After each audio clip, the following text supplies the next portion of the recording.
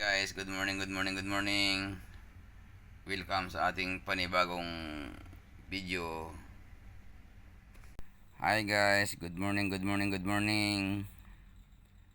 Sa ngayon ay ito yung upgraded na chicken. Native siya. Yung mother niya ay native. Yung father niya ay heritage chicken. Kaya ang tawag niyan ay upgraded native chicken. Pero masarap ng lasa niyan dahil native yung mother. Pero malaki siya. Pero native na ang lasa niyan. Masarap na yan. Dahil pag pure heritage, hindi masarap yung lasa. Kaya pag may native, masarap.